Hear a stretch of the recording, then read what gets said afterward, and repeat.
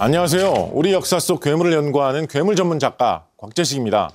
아무리 큰 고래라고 하더라도 칼날 같은 등지느러미로 찢어 죽이는 잔혹한 바다 괴물이 있습니다. 바로 장수피라고 기록된 괴물인데요. 장수피와 맞서게 되면 여러 마리에 둘러싸여 뜯어먹혀 죽게 된다고 하네요. 상상을 해보세요. 물고기인데 등에 전기톱 같은 게 막 달려 있는 거예요.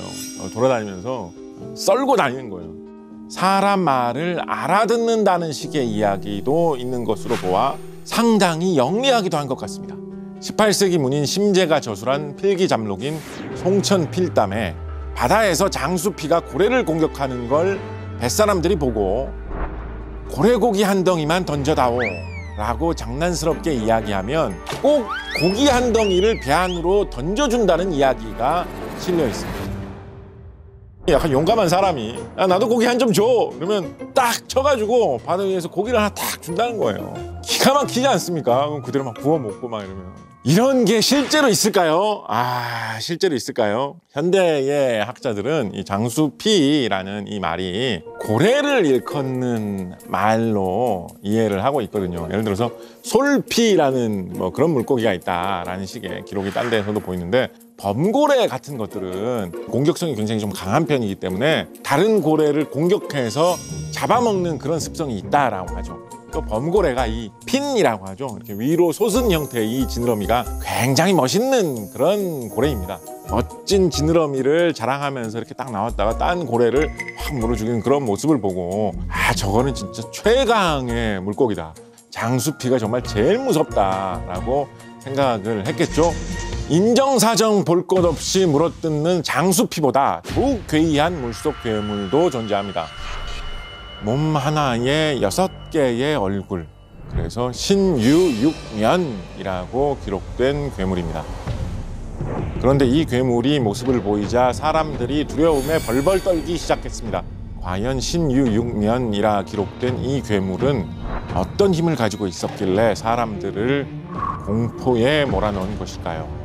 고대일록이라고 하는 옛날 사람이 쓴 일기장입니다.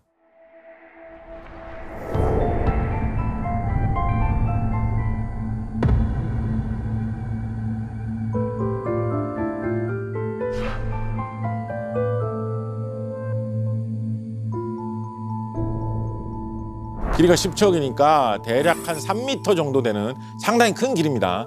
장계를 했다는 거는 기록을 해가지고 보고를 했다라는 거예요. 그러니까 굉장히 중요한 사건이 발생했다라는 것처럼 이런 이상한 물고기의 출현을 알렸다라는 뜻입니다. 사람 키의 2배가 넘는 커다란 물고기인 이 괴물은 몸에 6개의 얼굴이 달려 있었던 것입니다. 한 개의 얼굴마다 2개의 눈이 있었을 테니까 총 12개의 눈이 있는데 그것이 꽤 큰 편이고 소의 눈과 비슷하게 생겼다라고 했으니까 꽤 크고 뭔가 좀 꿈뻑꿈뻑하는 모습, 이런 모습을 보여주었다라고 생각해 볼 수도 있겠죠. 고대일록은 조선시대 의병장 정경운이 임진왜란이 발발한 1592년 4월부터 19년 동안 소모관으로 일하면서 전쟁의 참상을 기록한 일기입니다. 이 괴물은 임진왜란과 정유재란을 겪은 후에 어지럽고 흉흉한 조선의 분위기를 보여주는 그런 아주 흉한 징조로 인식되었던 것입니다.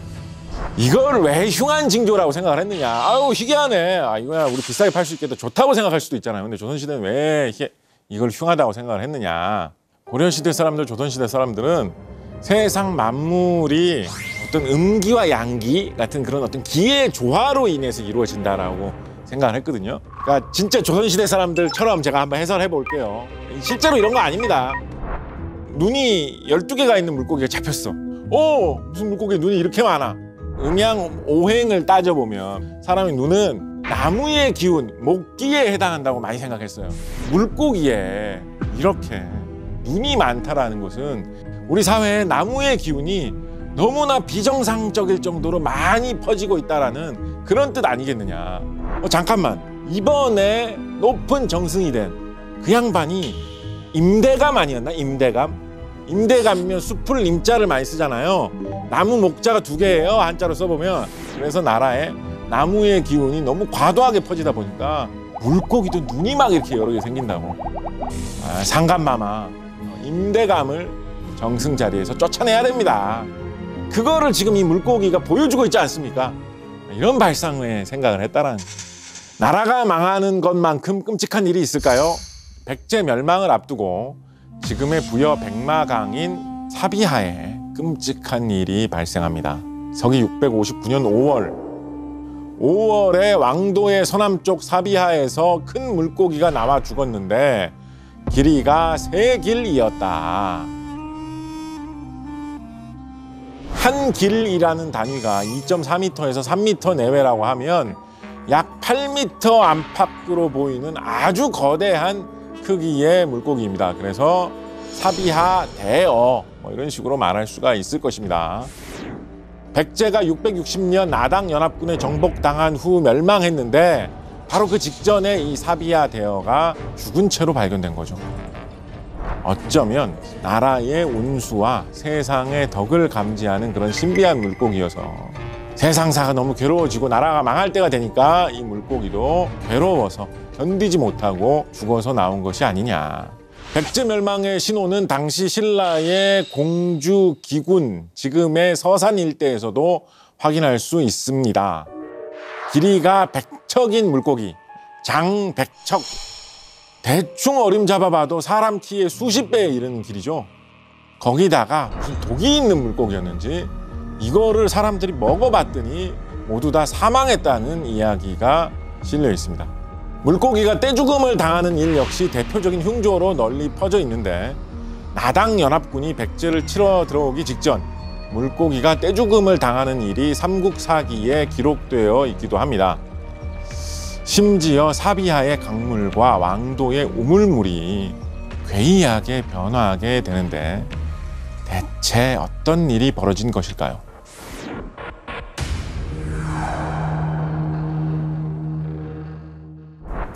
제가 요거를 고민을 많이 해봤어요. 이 이야기 신기하잖아요.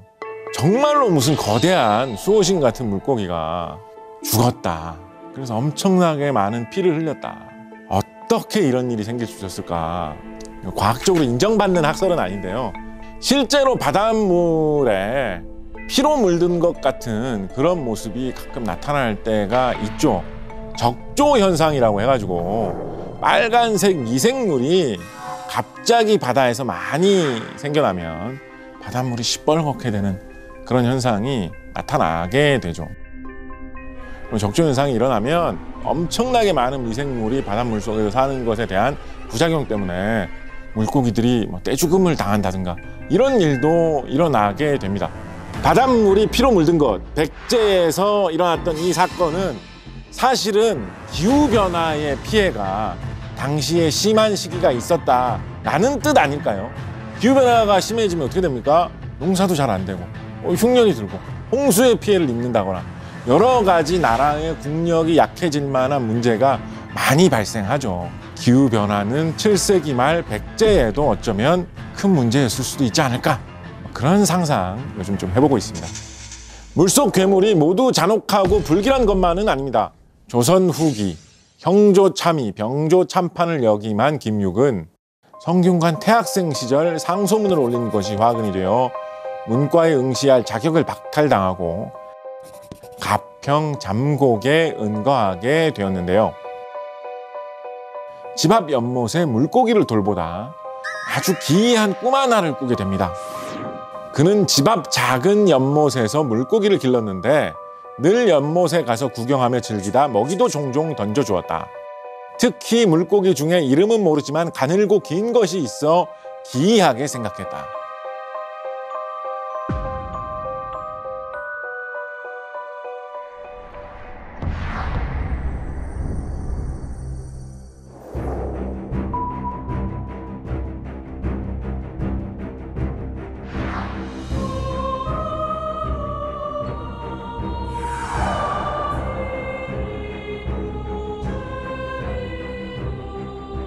꿈이라고 하기에는 너무 생생한 경고이지 않습니까?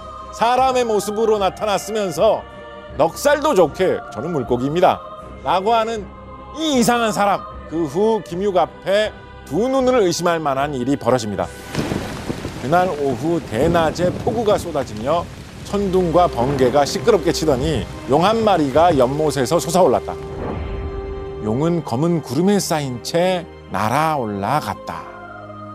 물고기의 신비로운 초능력은 여기서 끝이 아닙니다. 용이 되어 올라간 물고기는 다시 김육 앞에 뜻밖의 모습으로 나타났는데요. 과연 어떤 모습으로 나타난 것일까요? 작은 고개 하나를 보니 하얀 기운 같은 것이 부글부글 넘쳐올랐다. 김육이 바라봤지만 무엇인지 알 수가 없었다. 그러다 갑자기 어느 한 사람이 뒤에서 빠르게 소리쳤다. 거기 가는 양반 잠시 멈추시오. 그는 보는 앞으로 달려와 김육의 손을 끌고 산 위로 불이 나게 달렸다. 하얗게 피어오르던 기운은 해일 때문에 물이 넘친 것이었다. 그 사람이 아니었으면 김육은 거의 해일에 휩쓸릴 뻔했다. 그런데 그의 모습을 보니 지난 꿈에 봤던 사람인 것 같았다. 그 후 이 이야기를 들은 사람들은 용이 김육에게 은덕을 갚은 것이라고들 했다. 산 가까운 곳에 연못 속에서 사는 물고기로 연꽃 핀 연못의 신령스러운 생물이라는 의미의 연지신물. 김육은 연지신물 덕분에 목숨을 구할 수 있었던 것이다 라고도 말할 수 있겠죠. 이 물과 관련된 괴물 이야기들, 특히 바다에서 만나는 괴물 이야기라든가 큰 강에서 물고기 잡는 사람들 사이에서 발견된 괴물 이야기 같은 것들이 조선시대 기록 중에는 좀 자주 보이거든요. 왜 그럴까? 저는 이유를 뭐라고 생각하냐면 조선은 중앙 집권화가 굉장히 발달되어 있던 나라였죠. 지방의 모든 방방곡곡을 중앙에서 파견한 관리들이 다 다스립니다. 그러니까 서울에서 과거 공부만 하면서 책 보고 시험 치고 이런 것만 하던 선비들이 바닷가에서 어민들이 살면서 생활하는 모습 이런 거 처음 보게 된 거죠. 또 사또 나리께서 오셨으니까 잘 대접해드리고 싶을 거 아니에요. 옛날 사람들은. 아 선비님 이게 진짜 기가 막히고 몸에 좋은 겁니다 라면서 딱 주면 야 이건 뭐 뱀처럼 생긴 이런 걸 나보고 먹으라 그래 라고 하면 아 이게 뱀이 아니라 장어입니다 선비님 끝내주는 겁니다. 드셔보십시오. 그런 거 하다 보면 이제 기록에 남기는 거죠. 이제 이 마을에 와서 희한한 걸 봤는데 이 마을 사람들은 뱀을 잡아먹더라. 어디에 사람들은 뱀 잡아먹고 사는 종족이 있다. 이런 식의 이상한 이야기가 생겨서 퍼지지 않았을까 추측해 봅니다. 우리 역사 속 괴물을 연구하는 괴물 전문 작가 곽재식입니다. 제주도에 360여 개의 오름이 만들어진 이유, 우도와 성산 사이에 조류가 거친 이유, 아름답고 신비한 섬 제주도가 지금의 모습으로 존재하는 이유, 바로 제주도를 직접 만든 창조신 설문대할망 덕분이죠. 설문대할망, 이 할머니에게는 대체 무슨 힘이 있어서 거대한 섬 제주도를 맨손으로 빚어낸 것일까요? 영조 임금이 조선을 다스리던 시기에 장한철이라고 하는 사람이 과거에 응시하기 위해서 배를 타고 제주도에서 출발을 했는데 표류를 하게 된 거예요. 그러다 겨우 살아 돌아와가지고 자신의 경험담을 표해록이라는 책으로 엮어냈습니다. 상인들 중 일부가 일어나 한라산을 향해 절하며 이르기를 백록선자께서는 살려줍서 살려줍서, 선마선파께서는 살려줍서 살려줍서 라 축원했다. 여기서 말하는 선마선파가 바로 제주도를 만든 창조신입니다. 짧게 표현할 때는 이제 신선스러운 어머니 같은 분이다 라고 해서 선모, 혹은 성스러운 어머니 같은 분이다 라고 해서 성모라고 쓰기도 하는데, 현대에 조사되어 있는 전설들을 보면 키가 산이나 무슨 한 나라만큼 거대한 그런 크기의 거인이라 가지고 손으로 흙더미를 파헤치거나 다리로 이렇게 흙을 파헤치면 산과 강이 생기고 여러 가지 특별한 지형이 만들어지는 그런 분이었다라고 합니다. 옛사람들은 먼 옛날에 세상에 산과 강을 만들었다는 아주 거대한 거인이 있어서 이런 식의 이름으로 불렀던 것이죠. 제주도에서는 요거를 우리식으로 옮겨가지고 설문대할망 이런 식으로 많이들 이야기를 하죠. 그렇다면 설문대할망은 어떻게 제주도를 지금의 모양으로 만들어낸 것일까요? 설문대할망은 치마에 흙을 담아와서 제주도를 만들었는데 이때 흙을 7번 떠서 놓았더니 한라산이 생겼다라는 거예요. 한라산을 쌓기 위해서 흙을 퍼 날랐는데 치마에 이렇게 흙을 담아가지고 이렇게 나르잖아요. 근데 치마가 구멍이 뚫려 있었던 거예요. 낡아가지고 그 사이로 흙이 좀 새는 부분이 있었을 거 아니에요. 그것이 바로 360여 개의 기생화산 오름이 된 것이다.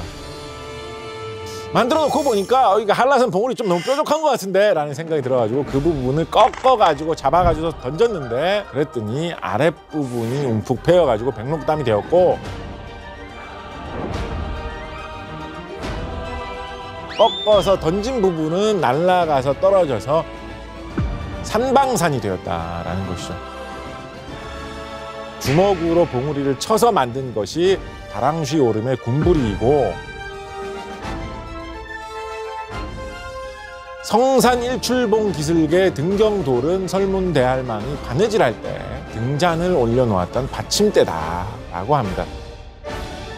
설문대할망은 키가 워낙 커서 한라산을 베고 누우면 다리가 관탈섬까지 뻗었는데 관탈섬에 난 구멍은 할망이 다리를 잘못 뻗어서 생긴 것이다 라고 합니다. 다리 뻗고 이렇게 누워서 좀 자다 보면 몸부림도 치고 할 수도 있으니까.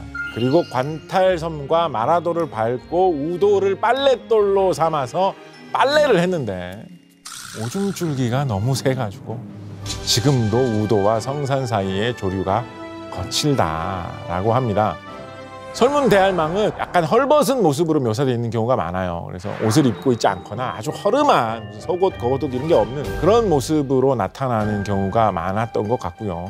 설문대할망은 제주도 사람들에게 명주로 속옷을 만들어주면 과도한 걸 요구하신 건 아닌 거예요. 코트를 만들어달라 이런 거 요구하시는 거 아닌 거예요. 속옷 정도만 만들어주면 내가 제주도에서 육지로 쭉 이어지는 다리를 만들어주겠다라고 제안을 했던 거죠. 사람들이 다리 있으면 편리하고 좋겠는데 생각하면서 명주를 모은 거예요. 근데 이때 한 가지 예기치 못한 문제가 생깁니다. 할망의 속옷을 만들기 위해서는 100통의 명주가 필요했는데 탐라 사람들이 섬에 있는 모든 명주를 다 끌어모았지만 한 통이 모자라서 결국 속옷을 만들지 못하자 설문대할망은 다리 놓던 일을 그만두었고 그때 다리를 놓던 흔적이 북제주군 조천과 신촌 사이에 뻗어난 엉장매라고 합니다. 설문대할망은 큰 키를 자랑하면서 깊다는 물을 다 찾아다녔다라고 하는데요. 그런 거죠. 여기 바다 진짜 깊습니다라고 하면 설문대할망이 딱 가가지고 깊긴 뭐가 깊어 무릎까지밖에 안 오는구만. 그런 걸 맨날 하고 다녔다는 거예요. 자랑하고 싶어가지고. 한라산 중턱에 있는 물장오리에 들어갔다가 물장오리는 바닥이 없이 쭉 뚫려 있는 곳이라서 그만 빠져 죽게 되었다라고 합니다. 또 다른 이야기로는 할망과 설문대하르방 사이에 500명의 아들이 있었는데 하루는 사냥 나간 500아들에게 먹을 죽을 끓이다가 가마솥에 빠져 죽고 말았다라고 합니다. 현대 과학으로는 제주도가 화산 때문에 생겼다라는 게 밝혀져 있죠, 그죠? 백록담도 성산 일출봉도 오름들도 다 화산 때문에 생겼다라는 것이 밝혀졌는데 그렇다고 한다면 이 설문대할망 이분이 사실 화산 역할을 한 거예요. 어떻게 보면 설문대할망은 화산의 신이 아닌가. 아니 멋있지 않습니까? 가디스 오브 볼케이노. 맨손으로 흙을 퍼 나르고 빚어 아무것도 없는 바다 위에 제주도를 만들어낸 설문대할망. 할망이 제주도를 창조했다면 나쁜 무리로부터 제주도를 지킨 수호신도 있습니다.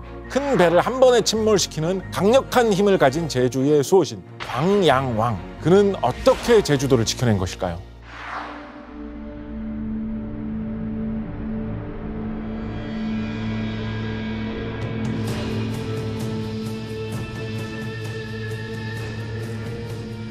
신이 매로 화하여 날아서 돛대 꼭대기에 올라앉았는데 조금 있다가 북풍이 크게 불어 호종단의 배가 난파되어 서쪽 지경인 비양도의 암석 사이에 침몰하였다.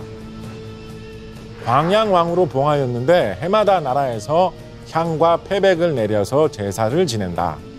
광양왕은 한라산의 신인 한라산신의 동생이죠. 그런데 매로 변신해서 호종단이 탄 배를 따라가서 침몰시켰다라고 합니다. 그러니까 고려 때 송나라의 호종단이라는 사람이 제주도에 와서 제주도에 지맥을 끊는 제사를 지내고 돌아가려고 했다고 합니다. 있을 수도 없고 있어서는 안 되는 일이 벌어진 것이죠. 동국여지 승람에는 제주에 광양왕을 모시는 광양당이라는 곳이 있었고 광양당은 호국신사에 있었다라고 하므로 강력한 힘을 지닌 호국의 신이라고도 할 수 있겠죠. 이것도 멋있지 않습니까? 어떤 산내, 한라산에 산의 신의 동생인 거예요. 약간 산의 어떤 높은 곳에 절벽 같은 데 이런 데서 머물지 않았을까요? 자연을 파괴하고 환경을 파괴하는 놈, 나쁜 놈이 보면 저놈 가만두지 않겠다라고 말하면서 매로 변신해서 쫙 날아간다는 거 아니에요. 호크아이 조금 이런 느낌도 좀 나면서 멋있는 것 같습니다. 광양왕과 형제인 한라산신은 앞서 말한 표회록에 등장하는 백록선자와 동일 인물입니다. 사슴떼를 몰고 다니면서 그중에 흰 사슴을 타고 다녀서 백록선자라고 불린 것이죠. 제가 이게 생각해 본 게 있어요. 이게 앞부분은 멋있게 만들었는데 이 본론을 못 만들어요. 제가 소설로 쓰지 못했는데 여러분 이거 보고 좋은 아이디어 있으시면 한번 이야기 소설이나 이런 거 많이 만들어 보십시오. 저 백록선자가 현대의 제주도에 지금도 있는 거예요. 현대의 제주도에 지금도 있다는 걸로 출발하는 거예요. 그런데 백록선자지만 그렇게 굳이 이런 신선 같은 모습은 아닌 거야. 그냥 되게 잘생긴 남자라든가 여성의 그런 모습인데 흰 사슴 대신에 정말 멋있게 생긴 흰색 스포츠카를 타고 다니는 거야. 여러분 스포츠카 브랜드 같은 거에는 그 브랜드 로고가 꼭 무슨 모양으로 돼 있어요? 무슨 말 모양 같은 걸로 많이 돼 있어요 보통. 사슴 모양의 로고를 박아놓은 하얀 스포츠카를 타고 다니는 제주도에서 제일 멋있는 어떤 신비로운 사람. 그 사람이 사실은 알고 보면 제주도의 수호신인데 수호신으로 사는 거 좀 피곤해져가지고 나도 좀 즐기면서 살아보자 라고 해가지고 그러고 돌아다닌다. 멋진 도입부라고 생각을 하는데 그러고 나서 어떻게 해야 될지 모르겠어요. 그렇습니다. 제주는 바다에 둘러싸여 있기 때문에 제주도 주변 해역에는 바다 괴물이 수없이 등장할 수밖에 없는데요. 이것들은 제주 사람들을 험한 바다로부터 지키는 사람들의 수호신일까요? 아니면 바다를 사람들로부터 지키려는 바다의 수호신일까요? 제주도 우도에는 한낮에도 밤하늘 풍경이 펼쳐져 있고 별과 달이 떠 있는 신비의 굴이 있습니다. 이 굴은 평소에는 바닷속에 잠겨 있고 가끔 썰물 때만 그 안으로 들어갈 수 있습니다. 그리고 그 안에는 제주도의 바다괴물 어룡이 숨어 살고 있습니다. 물고기 같은 용이라고 해서 어룡이라고 불리는 이 바다괴물은 굴 깊은 곳에 깃들어 사는데 아주 신비한 힘을 가지고 있다고 하죠. 과연 그 신비한 힘이란 무엇일까요? 굴 근처에 사람이 탄 배가 함부로 접근하면 천둥과 비바람을 일으킨다고 합니다. 이 우도 근처에 있던 어룡에 대해서 좀 색다른 묘사도 실려 있습니다. 네 다리가 달린 말과 비슷한 모양으로 매우 잘 달리는데 머리는 보통 말보다 낮은 위치에 달렸고 배는 넓적해가지고 어찌 보면 잉어처럼 보이기도 했다라는 거예요. 이상하지 않습니까? 잉어처럼 생겼는데 말처럼 잘 달리기도 하면서 사실 정체는 용이고 사람이 타고 다니기에는 어려울 정도로 난폭하게 날뛰면서 사람에게 발길질을 잘 하기도 했고 잘 물어뜯기도 했다고 합니다.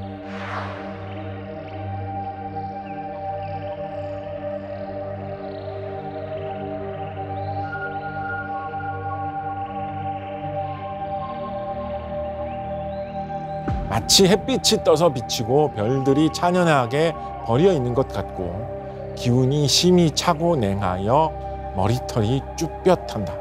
신룡이 있는 곳이라 부르는데 7, 8월 사이에는 고기잡이 배가 가지 못한다. 가면 크게 바람이 일어나고 우레가 치고 비가 쏟아져서 나무를 쓰러뜨리고 곡식을 손상시킨다. 지금도 여기가 있어요. 요즘은 여기를 달 그린 안 이런 식으로 부르는데 바다에 생긴 동굴이에요. 그냥 동굴이 이렇게 컴컴하게 있는 게 아니라 군데군데 구멍이 뚫려 있는 거예요. 들어가면 희미하게 보이는 거예요.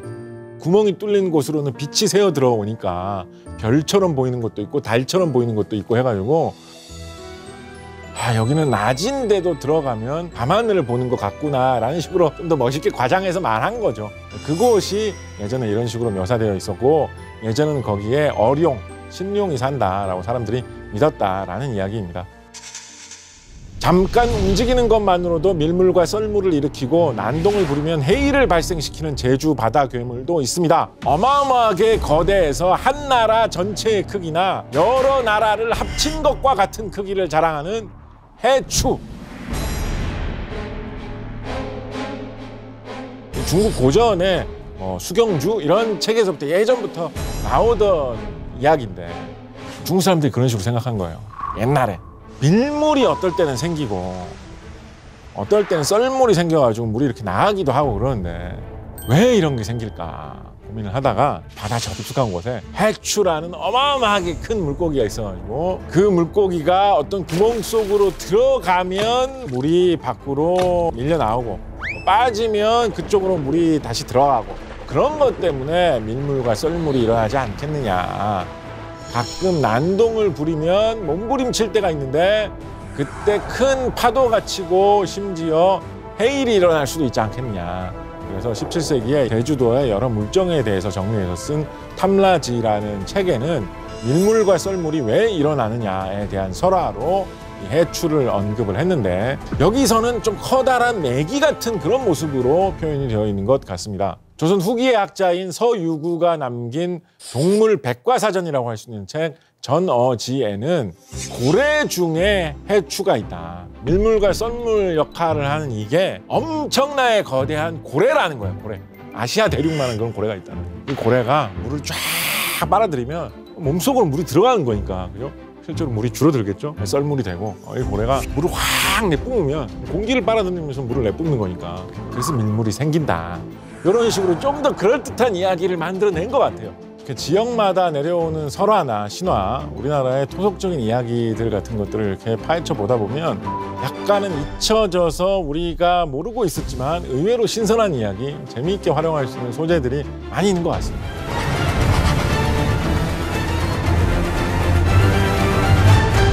안녕하세요. 우리 역사 속 괴물을 연구하는 괴물 전문 작가 곽재식입니다.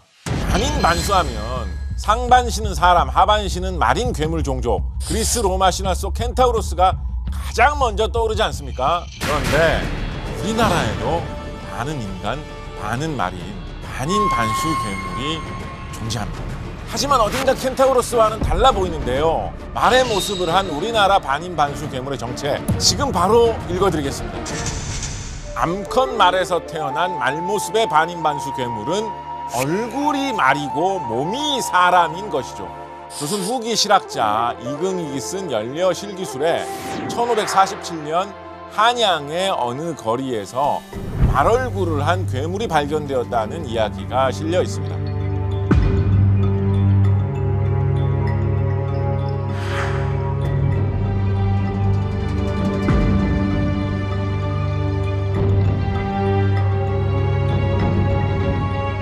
암컷 말에서 뭔가가 태어났는데 말이 아니고 사람처럼 생긴 게 태어난 거예요. 근데 얼굴은 또 그랬는데 말이야. 사악하고 무서운 일이 벌어졌다. 라는 식으로 당시에는 이 이상한 괴물에 대한 이야기가 퍼져나갔던 것으로 보입니다.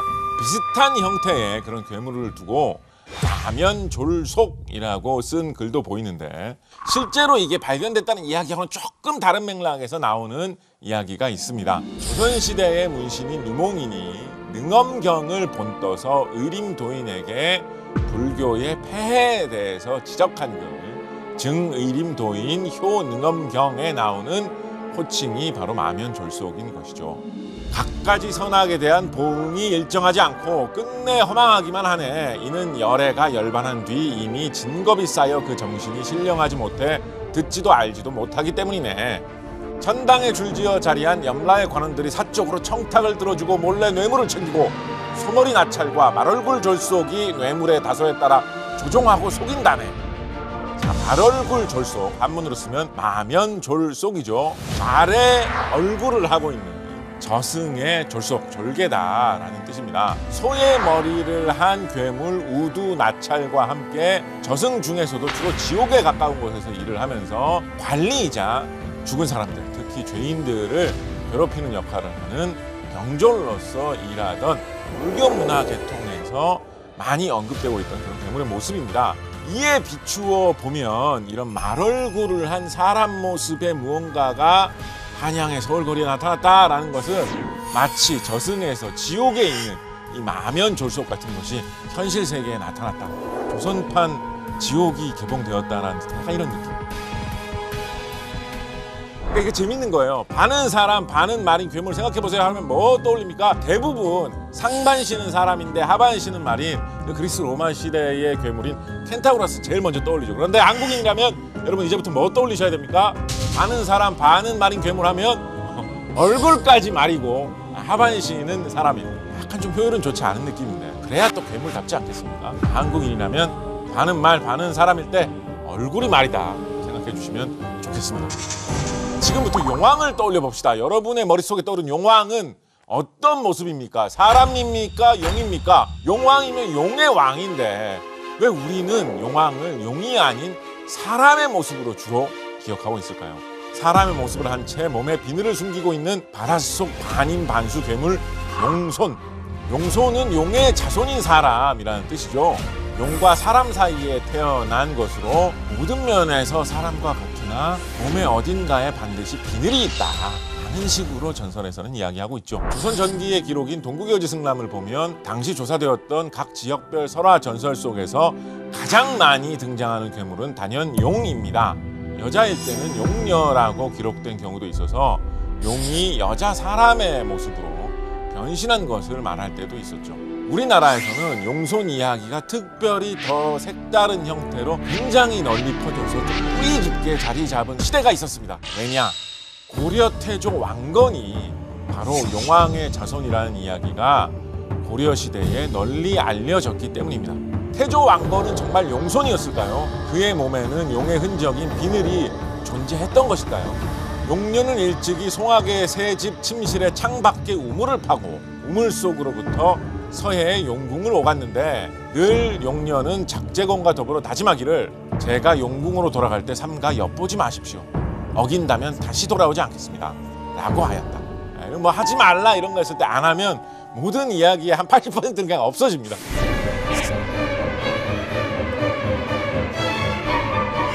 용녀는 어린 딸과 더불어 우물에 들어가 함께 황룡으로 변해 옷에 구름을 일으켰다. 기이하게 여겼으나 감히 말하지 못하였는데 용녀가 돌아와 화를 내며 말하기를 부부의 도리는 신의를 지킴을 귀하게 여기는데 이제 이미 다짐을 저버렸으니 저는 여기에서 살 수가 없습니다. 라고 하고 드디어 어린 딸과 더불어 다시 용으로 변해 우물에 들어가 다시는 돌아오지 않았다.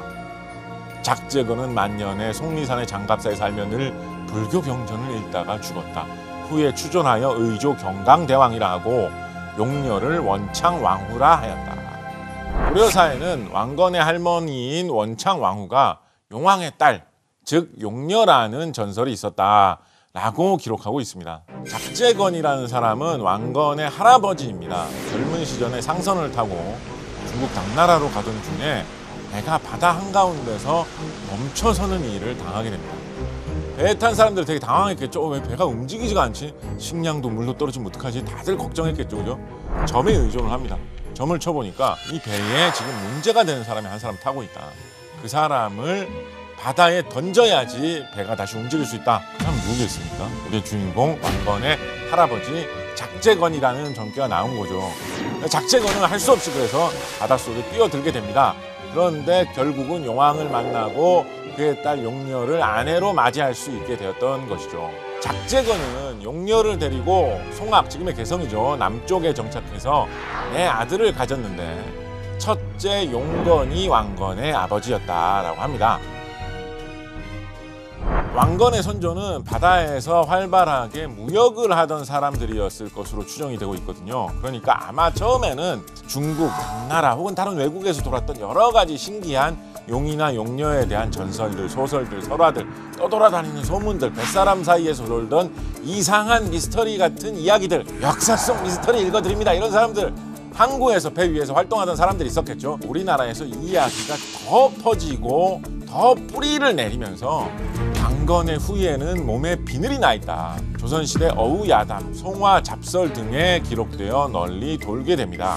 왕씨는 용의 종이므로 아무리 못난 자손과 먼 후손이라도 그 몸의 어딘가에 반드시 비늘이 있다. 그렇다면 왜 용왕은 용이 아닌 사람의 이미지로 남게 된 것일까요? 불교의 영향을 생각해 볼 수가 있습니다. 불교 경전에는 불교의 이치가 너무나 훌륭해서 물속의 괴물인 용들의 왕, 용왕도 감복해서 불교에 귀의했다라는 식의 이야기가 꽤 많이 나타납니다. 그래서 불교가 번창하던 삼국시대 이후로 용의 임금인 용왕이 마치 사람처럼 표현된 영향을 받았을 수 있겠죠.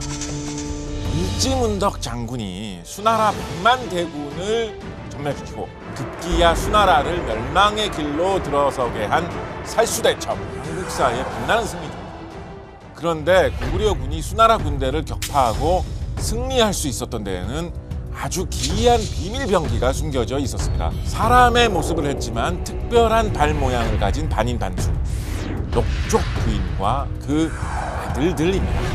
평양에서 전해지는 전설에 따르면 고구려 때 평양에 사슴 발굽 모양의 발을 가진 녹족 부인이 살고 있었다고 합니다.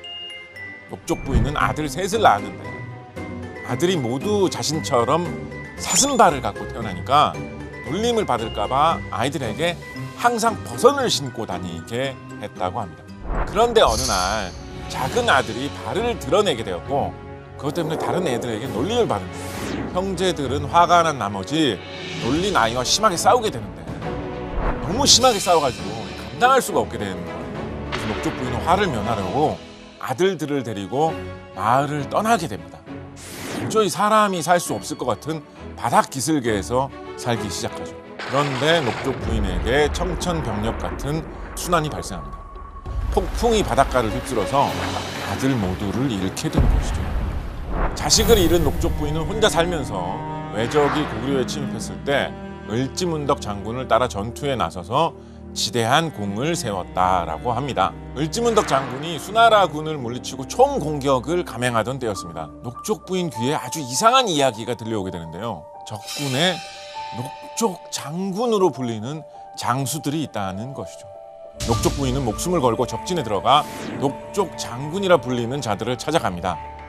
이산가족 상봉의 순간이죠. 녹족 장군 누구겠습니까? 그때 그냥 바다에 휩쓸려 갔다 중국에 가가지고 거기서 살아남아서 장군으로 성장한 것이죠. 모자지간임을 어떻게 확인했을까요? 버선을 벗어가지고 발을 보니까 발이 둘 다 사슴 모양이었던 거죠. 녹족 부인은 아들들에게 태어난 나라를 치는 것은 의리와 진리에 어긋나는 일이다. 제 나라를 겨두었던 창끝을 거두라. 그래서 아들들은 을지문덕 장군 지휘 아래에서 전투에 참여해서 용맹을 떨치며 수나라 군을 물리치는데 혁혁한 공을 세웠던 것이죠. 지금까지 들려드렸던 이야기는 현대까지 전해져 내려오는 전설 속의 이야기고요. 약간은 다르지만 좀 더 단순한 형태의 이야기가 평양 대성산에 있는 절 광법사 사적비에 새겨져 있는 내용도 남아 있습니다. 조선 후기 각 읍에 지리지를 모아 엮은 책 여지도서에는 배경이 고려로 구체화되어 있고 녹족 부인은 고려의 왕비로 아들 12를 낳았다라고 기록되어 있습니다. 고려 때의 왕비로 녹족 부인이 있었는데 한 번에 12아들을 낳았다. 이를 상서롭게 여기지 않아서 상자 속에 담아 버렸다. 훗날 당나라 장수 12명이 각각 3,000명의 병사를 이끌고 바다를 건너왔다. 녹족 부인이 이를 듣고 들판으로 나아가 그들을 맞이했다. 12개의 버선을 주었더니 모두 발에 들어맞았다. 이에 12장수가 모두 깜짝 놀라 차례로 절을 하고 무릎을 꿇고 말하기를 우리를 낳으신 분은 부모님이며 우리에게 젖을 주신 분은 어머니이고 우리에게 버선을 신기신 분도 어머니이니 부모의 나라를 침범할 수가 있겠습니까? 하여 마침내 항복하고 이에 행성을 쌓고 그곳에서 지냈다. 녹족 부인의 정체는 무엇일까요? 녹족 부인은 어떻게 사슴발을 가지게 된 것일까요?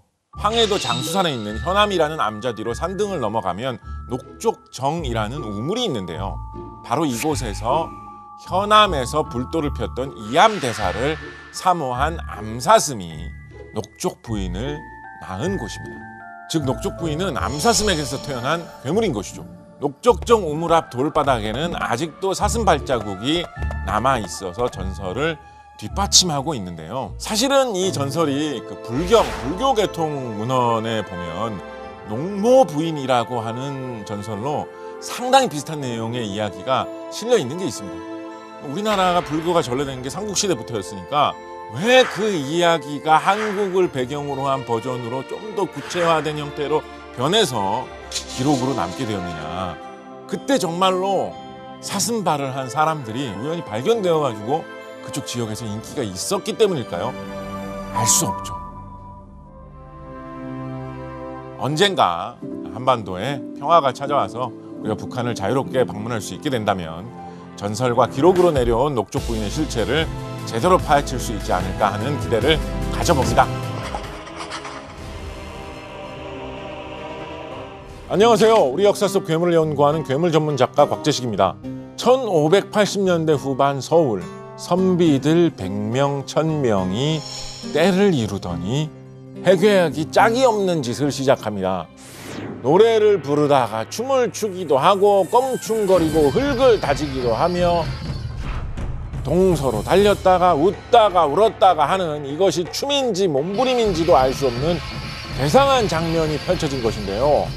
도대체 선비들은 무엇 때문에 때로 몰려들어서 광기 어린 춤판을 벌인 것일까요? 임진왜란 전후에 떠도는 이야기를 기록한 난중잠록에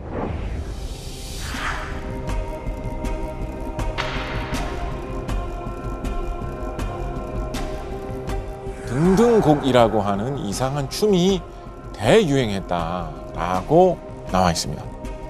등등곡이라는 이 이름은 전체적으로 뭔가 어떤 춤을 추는 듯한 그런 놀이 비슷한 무언가 아니었나 싶습니다. 무당 흉내를 내면서 덩실거리며 노래하며 춤을 추기도 하고 동으로 갔다 서로 달렸다 웃었다 울었다 하였다.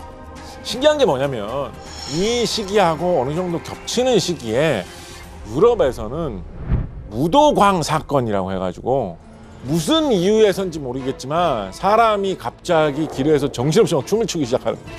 길거리에서 떼지어 다니면서 정신없이 춤을 추는 거예요. 멈추지도 않고 2, 3일 그러고 있으면 사람이 못 견디겠죠. 죽는 거예요. 왜 이런지 모르겠다. 당시에 유럽 사람들은 이것이 어떤 저주 같은 것이다. 예를 들면 어떤 막 악마가 있었다든가 혹은 뭐 아주 나쁜 사람이 있어서 반대로 악마를 쫓아내기 위해서 뭐 어떤 걸 해가지고 그렇게 발생했다든가 뭐 이런 식으로 상상을 하기도 했다라는데 실제로 보면 진짜 괴상하고 이상하겠죠. 진짜 악마가 세상에 나타나면 이런 느낌이 들까? 놀라운 광경이었을 것 같은데 현대 과학자들은 그 원인을 뭐라고 생각하고 있느냐. 돌이나 밀농사를 짓다가 보면 맥각병이라고 해가지고 까만색의 뿔같이 생기는 곰팡이가 필 때가 있습니다. 농사 망치는 건데 요즘에는 그거 생기면 이제 다 버리죠. 근데 옛날에 먹을 게 부족하면 그런 거 좀 생겨도 뭐 사람들 먹고 그럴 거 아니에요, 그죠? 자, 그런데 이 맥각, 이 곰팡이에는 그 중에 일부 독성분이 있는 거예요. 현대의 화학자들이 연구해 본 바로는 그 독성분 중에서 일부는 사람의 신경을 공격하고 사람에게 환각작용을 일으키는 성분이 있지 않는가라고 보고 있습니다. 여러분, 향정신성 약품 중에 환각을 강하게 일으키는 무시무시한 마약으로 LSD라는 게 있습니다. 엄격하게 통제되고 있는 그런 물질인데 어떻게 LSD 찾아냈느냐. 맥각에서 뽑아낸 성분 하나를 더 개조한 게 LSD예요. 그래서 맥각 곰팡이가 확 피어있던 호미를 많이 먹었던 유럽에서 환각 현상 때문에 사람들이 정신없이 춤을 추다가 쓰러지는 그런 일이 발생했겠다라는 추정이 상당히 유력한 편입니다. 조선에도 그 비슷한 무엇인가가 있었을 수 있지 않았을까요? 호밀로 만드는, 밀로 만드는 수입품 과자 이런 게 일부 있어가지고 이런 수입 과자가 맛있는 게 있어? 라면서 하나 정도 이제 먹었을 텐데 사실은 그 속에 맥각의 독성이 들어있었던 겁니다. 왜 이렇게 웃다가 울다가 제정신이 아닌 것처럼 반복하는가를 물어보니까 나라가 잘못 돌아가서 망할 거다라고 답했다라고도 하니까 조선시대 사람들은 광기 어린 이런 행동도 벼슬, 정치, 나라의 운명과 연결해서 해석을 하곤 했구나라는 생각도 좀 해볼 수 있겠죠. 이 사회적으로 분위기가 좀 안 좋은 시국이다 보니까 그러고 나가지고 야, 우리 도대체 어젯밤에 우리 도대체 뭐 했던 거냐 라고 하다가 그 다음 주쯤 돼가지고 그때 그 이상한 과자 있는 쪽에 가가지고 한 잔 또 해보자. 그러니까 나쁜 풍속이죠. 어떻게 하면 요즘에로 따지자면 약간 마약이 유통되는 것 같은 그런 모습이니까 그런 거는 아니었을까 저는 좀 상상을 해보기도 합니다. 팔다리를 정신없이 움직이며 춤을 추는 모습이 마치 죽어야만 끝나는 죽음의 무도처럼 보이는데요. 이 재앙의 원인이 가면 괴물이라는 이야기가 있다라면 믿으시겠습니까? 가면소수입니다. 가면소수라는 말은 한문 표현으로 가면이 재앙의 빌미가 되었다라는 뜻입니다. 난중 잠록의 사건과 비슷하게 멈추고 싶어도 멈추지 못하고 미치광이처럼 웃으면서 춤을 추는 사건이 경기도 광주에서 발견된 것입니다. 이웃집에 어떤 사람이 가면을 좋아하더니 하루는 그 집에 병이 전염하였는데 무당이 말하기를 나무 가면이 빌미가 되었다라고 하자 즉시 들판에 버렸더니 병이 과연 그쳤다.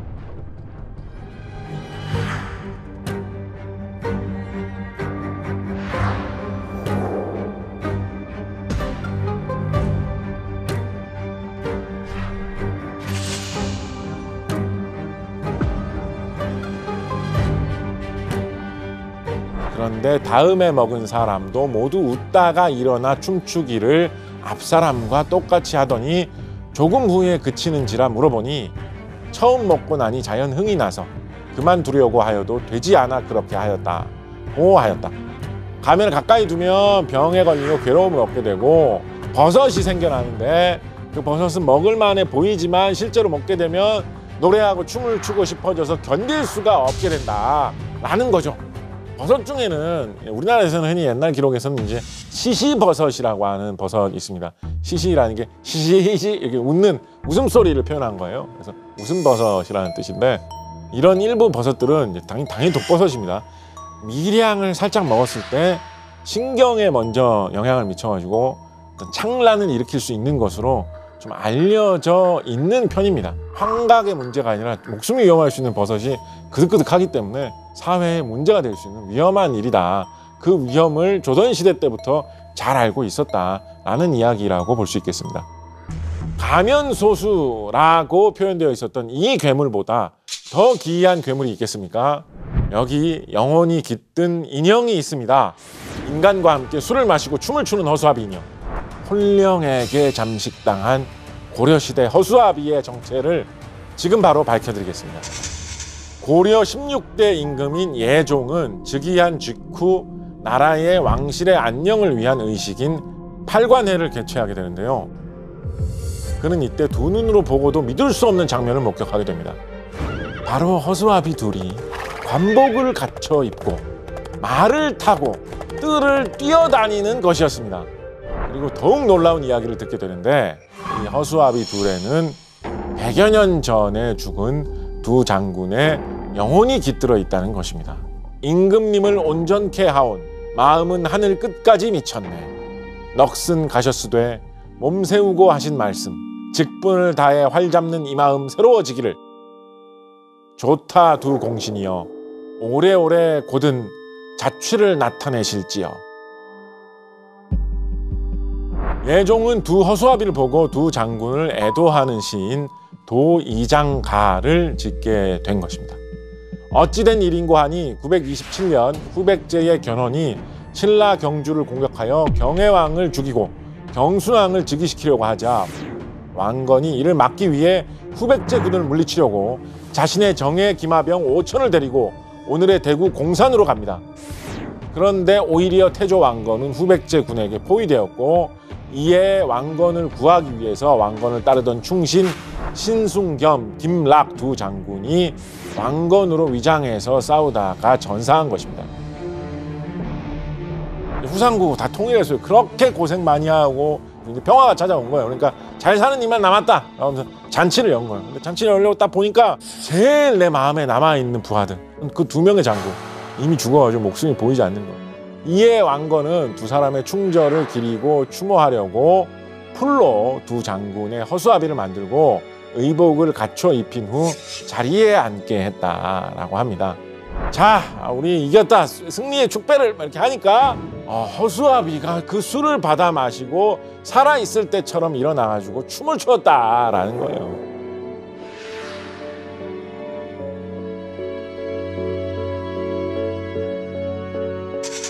저는 이 도이장가의 이 장군 인형, 이 움직인 이야기 이거 참 좋아하는데 왜 좋아하냐면 이야기 자체가 슬프면서도 기쁜 여러 가지 내용을 함축하고 있어서 신기하고 재밌다라고 생각도 하거니와 한편으로는 공포 영화나 무서운 이야기 속에 사탄의 인형 시리즈의 척키는 그냥 인형이 돌아다니면서 뭐 이렇게 손으로 뭐 좀 공격하려고 하고 말하고 이게 전부지 않습니까?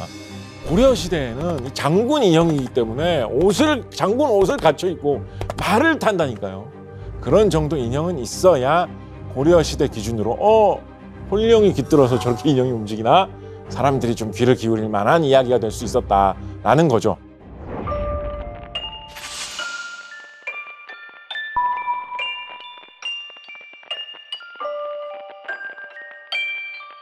사람이라는 동물의 중요한 습성 중에 하나는 다른 사람과 계속 소통을 하려고 한다라는 것입니다. 주변에 사람을 얼핏 봤을 때 행동이 좋은지 나쁜지, 지금 나에게 경계심을 품고 있는지, 나에게 친밀함을 품고 있는지 최대한 빨리 쫙 느끼는 그런 습성을 사람이 가지면 가질수록 진화론적으로 더 살아남기 유리했었다라는 거예요. 인형을 딱 보면 산 사람처럼 만들기는 했는데 생명은 없는 거죠. 눈빛이 다르죠. 인형을 본 순간 살아있는 것도 아니고 죽어있는 것도 아니고 화가 난 것도 아니고 감정이 없는 것도 아니지만 왠지 친밀한 표정을 갖고 있는 그 혼란감, 그 속에서 마치 죽은 사람을 본 듯하지만 명확하게 그것은 아닌 이상한 감정을 느끼기 좋은 대상이 아니냐라는 의견이 있습니다. 즉 사람과 사람 사이에 소통을 잘하고자 하는 그 본능이 우리의 먼 조상에서부터 내려오고 있기 때문에 사람이 아니지만 사람과 비슷한 인형을 보았을 때 공포감이 생길 수 있다라는 설이 있는 것이죠. 인간의 한계를 극복하고 영원한 생명을 얻는 비법을 알게 되었다면 여러분은 어떻게 하시겠습니까? 심지어 인간의 한계를 뛰어넘고 시공간을 넘나들 수 있는 존재가 될 수 있는 비밀의 약을 얻게 되었다면 어떻게 하시겠습니까? 발해의 이광현이 발견한 신선이 되는 약, 금단대약. 지금까지 공개되지 않았던 그 비밀의 약 제조법을 소개해드리겠습니다. 옛 중국에서 유행했던 도교의 경전과 주요 문헌들을 정리해 모아둔 책 도장에 중국에게는 이방 사람인 발해인 이광현이라는 사람의 이야기가 기록되어 있습니다. 이광현은 발해인으로 반평생 배를 타고 바다 이곳저곳을 다니면서 무역을 하던 사람이죠. 집안 대대로 무역을 하면서 부를 축적한 부잣집 자손인 것으로 추정되고요.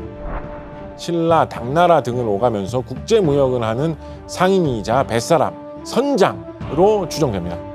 남부러울 것 없던 이광현에게 한 가지 고민이 있었으니 바로 인생은 짧고 생명을 잃으면 모든 것이 끝나니 허무하다. 그 허무함을 극복할 방법이 없을까라는 것이었습니다. 그래서 그는 인간의 한계를 극복하고자 영원한 생명을 얻는 비법을 얻고자 했던 것입니다. 이광현은 신라로 가는 배 안에서 어떤 노인을 우연히 만나는데 나이가 100살인데도 혈색이 좋고 건강해 보였다라고 합니다. 심지어 노인은 한 번도 아픈 적이 없다고 말하면서 건강 비법을 설명해 드립니다. 100세 노인인데 혈색이 좋고 건강해 보였대요. 아픈 적이 한 번도 없었대요. 무슨 방법을 썼을까요? 신선이 되는 1단계, 아프지도 않고 늙지도 않는 노인의 비법. 욕심을 부리지 않고 마음에 걸리는 일 없는 태도로 지내면서 성실하게 살아가면 건강하게 장수한다는 것입니다. 너무나 상식적인 건강 유지의 방법이죠. 노인은 자기가 그 상식적인 건강의 지침을 실천에 옮기는데 너무나 뛰어났기 때문에 아주 긴 세월 장수하는 경지에 도달할 수 있었다고 말합니다. 그렇게 설명을 하면서 노인은 한 가지 말을 덧붙이면서 이야기를 해요. 나는 금단대약에 대해서는 모르지만 금단대약은 뭘까요? 바로 인간의 경지를 초월하게 해주는 약이죠. 신선이 되게 해준다는 약인 거예요.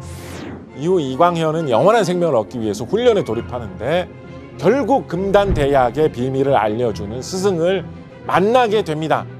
자, 이제 신선이 될 수 있는 비밀의 약, 금단대약의 제조법을 여러분에게 소개해 드리겠습니다. 둥글고 붉은 것, 즉 환단이라는 것은 다름이 있는 약은 아니다. 참된 한 가지를 깃틀로 삼고 연홍을 서로 의지하게 하며 황알을 뿌리로 삼으면 곧 이룰 수 있느니라. 근데 이게 무슨 말입니까? 이게 무슨 말입니까? 알 수가 없죠, 그죠? 아니, 뭔 얘기예요, 이게 도대체. 근데 뭐 무슨 말인지 이해가 안 되는 건 당연하죠. 이전까지는 사실 별로 이 책에서 되게 평이한 한문으로 서술되어 있어요. 무슨 말이 여기서부터는 한자 한자가 해석하기가 힘들어요. 한 가지 좀 짚히는 것은 뭐냐면 연홍이라는 말은 원래 뜻도 그렇고 앞뒤 내용을 봐도 그렇고 납과 수은을 말하고 있는 것 같거든요. 납이라는 것이 금속인데도 만져보면 물렁물렁하고 그때 당시에 신선이 되겠다고 이상한 약을 막 만드는 그런 사람들 계셨겠죠. 수은 넣어서 약 만들면 좋대 라는 게 좀 어떻게 하다가 유행한 거예요. 이게 완성됐나 보다 라면서 마시고 하다 보면 수은 중독이 되지 않겠습니까? 그때부터 이제 창란이 일어나고 생각이 이상하게 꼬이는 거예요. 동네 사람이 와가지고 어디 다녀오셨어요? 라고. 네, 어저께 구름 위로 올라가지고 신선들하고 파티를 하고 왔다고. 나중에 이제 높은 사람들한테 소문 퍼진 거야. 그 이상한 얘기하는 사람도 있는데 걔 한번 조사해보자. 목에 칼이 들어가고 막 온몸을 고문을 하는데도 진짜입니다, 진짜입니다 라고 이야기하는 거예요. 그런 상황 속에서 사실은 신선의 세계를 경험했다라는 수은 중독으로 인한 정신 창란을 일으킨 것 뿐이지만 그렇게 이야기가 생길 수 있지 않았을까 하는 생각도 해보았습니다. 어떠셨습니까, 여러분? 전 세계에 신비하고 재밌는 이야기들이 많지만 우리 역사를 기록한 수많은 자료들을 살펴보면 그보다 훨씬 더 재미있는 이야기들이 숨겨져 있습니다. 작은 이야기 속에서도 이거는 왜 이랬을까? 이것은 무슨 의미가 숨어 있을까? 그래서 고민하면서 발견하는 그런 즐거움을 찾아본다면 더 재미있게 옛날 기록들, 옛날 이야기들, 역사들을 즐길 수 있는 방편이 될 수 있지 않을까 말씀드려봅니다. 감사합니다.